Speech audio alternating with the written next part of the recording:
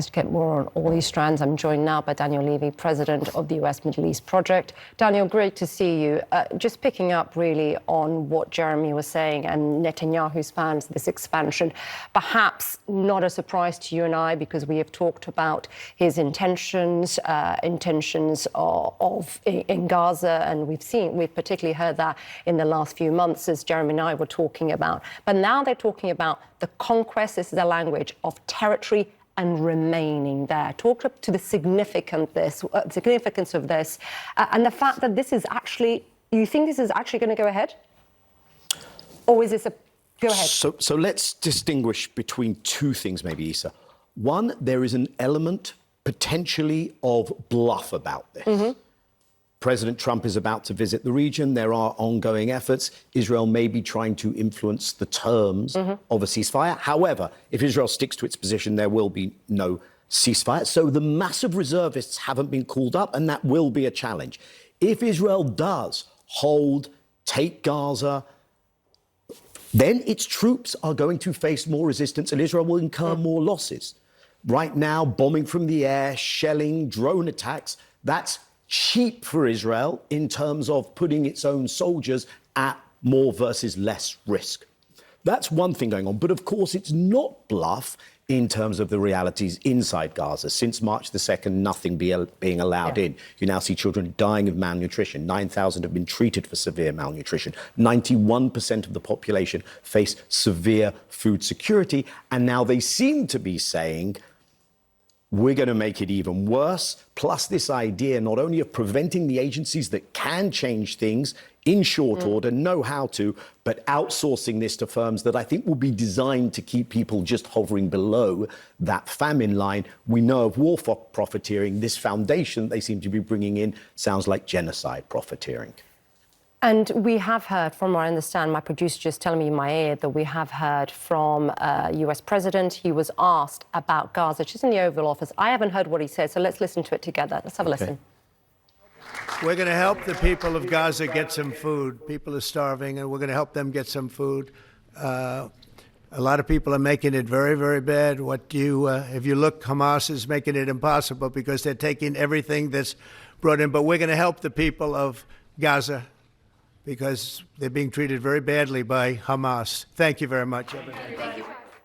So that was it. I mean, didn't really add much to what you were talking about. But, you know, what we are seeing has been slowly laid out by not just this administration, but also by Prime Minister Netanyahu. But going to your last point, what they've tried to achieve, they've been trying to achieve that, putting pressure on Hamas for months. It has not worked. How will this make any difference? It won't, in that respect. And anyone who sees this through the lens of this is trying to get better terms, pressure Hamas, get the hostages out, provide Israel security, isn't paying attention.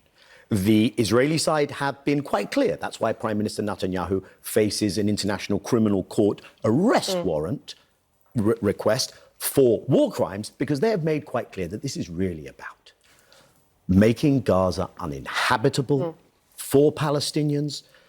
We now have, off the back of a previous comment by President Trump, here he seemed to both adopt the Israeli talking point that Hamas is causing the starvation. Of course, that's not the case, while at the same time saying we'll need to get stuff in. I think that's why the Israelis now pretend there's a plan. But a previous comment of the American president was the Gaza Riviera, which we're all familiar with. Since then, Israel has set up an authority for the ethnic cleansing of Gaza. They call it voluntary. There's nothing voluntary when you're starving and bombing and when you've destroyed the entire housing stock of then saying, we're going to move you guys out of here. Let's find you a different option. And there are two timelines here, Issa. One is the horrors of the destruction and the need to bring an end to this, and the fact that many Israelis, not enough, but many know this is not leading anywhere good. A large percentage of them actually disagree with this plan, from what I understand. I mean, of course, the hostages, but the majority of the population disagree with this plan. So it breaks down. There is a majority who prefer Netanyahu to agree to a hostage deal. I wish I could tell you that the numbers who oppose what's being done to the Palestinians were higher. They're not. The country is in a very bad place. And what I think we see is these parallel timelines of what is horrendous for Palestinians, what I think will end up very bad for Israel, and at the same time, international law and the acknowledgement that this is a genocide in real time. So you had, the books have been written. Omar al-Aqid, One Day Everyone Will Have Been Against This. Pankaj Mishra, The World After Gaza. Peter Beinart, Being Jewish After the Destruction of Gaza. The International Court of Justice, again last week. The International Criminal Court. One day, people will know they were complicit in a genocide. Right now, it's taking place and it's too slow. And on that point, look, Bezalel Smotrich, the far-right minister, went as far as to say that today it's time to stop fearing the word occupation. It was the most natural word in the early days of the state. A people who seek life conquers its land. We hearing the plan, we're seeing the actions, we're hearing the rhetoric. Yet, where are the world leaders? Why the silence? And that's the sense of helplessness. And that's why you see people out on the streets often accused of hate marches. These aren't hate marches.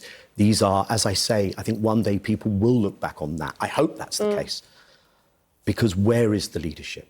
And the West has normalized something which should never be normalized. Some countries have taken a strong position, but others are there just with rhetoric. How much does Trump play into this? The fact that Trump is now in office, has that forced some leaders to soften their language? Not necessarily. But what Trump has done in the latest comments, in the comments throughout, I think he has given a sense of, let's get this done now, further empowering an Israeli body politic, an Israeli establishment which increasingly leans into the idea that final victory, which means finishing the job of removing Palestinians, of killing Palestinians, of making it uninhabitable for Palestinians. Those words are so painful for me to articulate, but he's empowered those people and more will need to be done to stop it. By the way, you opened with Yemen. There's a choice here.